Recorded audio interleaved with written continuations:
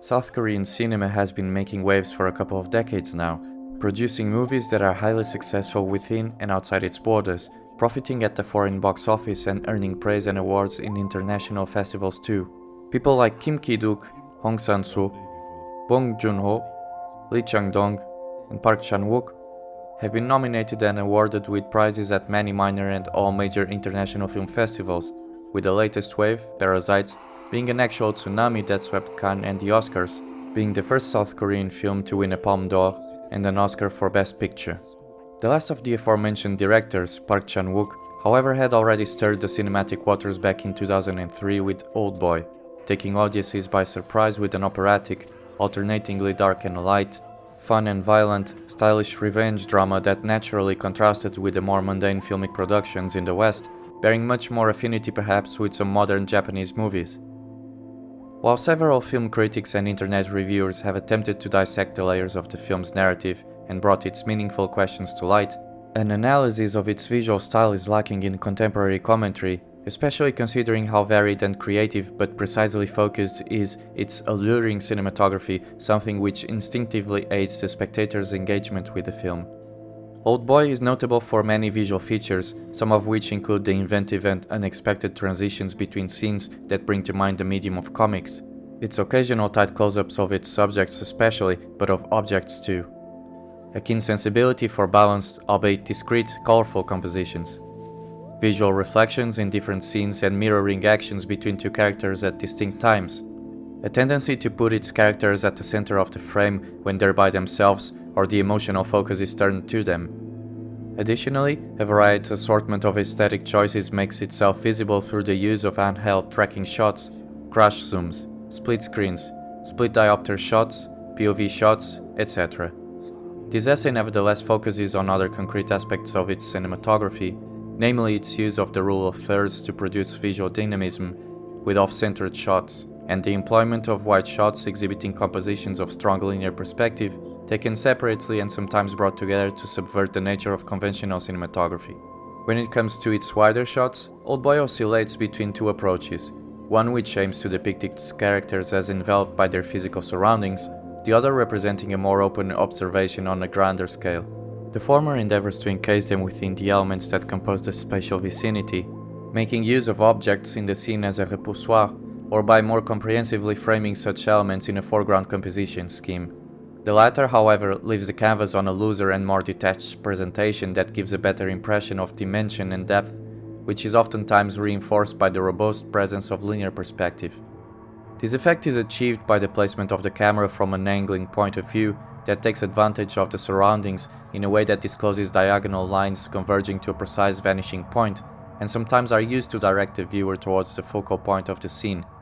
A great example of how such a shot is framed towards unsuspectedly driving the observer's eye is witnessed at the rooftop scene at an earlier stage of the film that makes use of the environment to converge the eye of the spectator onto where the action is set through the building's parapets, edges and sills that seem to concentrate exactly at the location of the action. The rule of thirds, one of the staples of professional cinematography, is a guideline that was mentioned in earlier videos, such as the analysis of Barthes' 3 Days and the study of a shot in Ceylan's Once Upon a Time in Anatolia.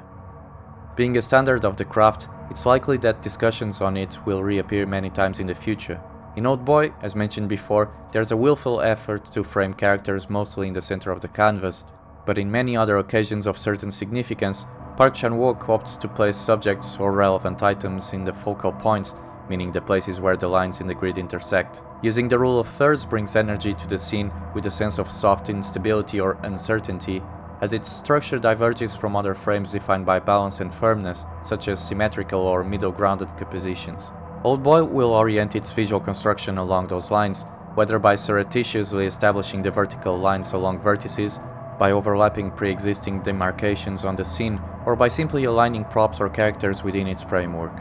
The result is a presentation that aids the vitality and frantic nature of the film, enhancing the ubiquitous sense of restlessness, mystery and agitation, whilst still maintaining a confident aesthetic refinement An example of it being the shot that places Woo Jin's tearful eye exactly on top of one of the focal points, an extremely short-lived and almost imperceptible shot amidst the hectic sequence of events, or when Oh Dae-soo is set free on the grassy building rooftop.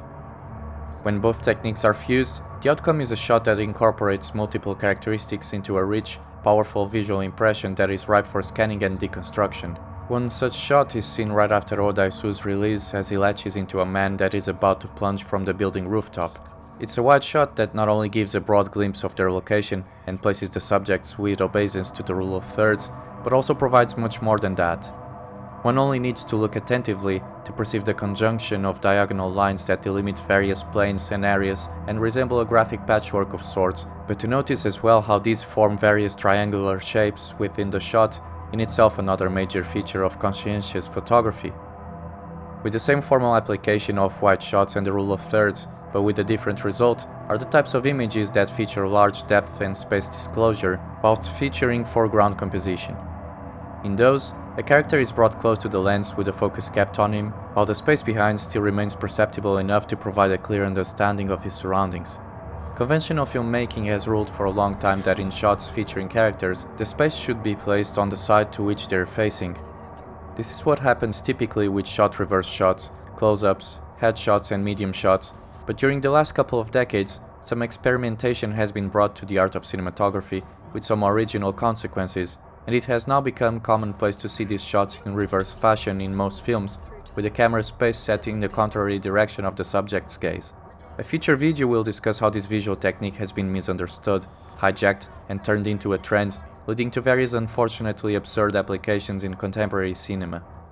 Oldboy nevertheless implements this subversion purposefully and aware of its significance and function, by displaying either scenes or characters whose presence or context require them to stand there. Particularly significant examples of this application are present right at the end of the iconic long-take fight scene, or at the final showdown and revelation at Woo Jin's suite, both demonstrative of firmly established linear perspective with vigorous vanishing points.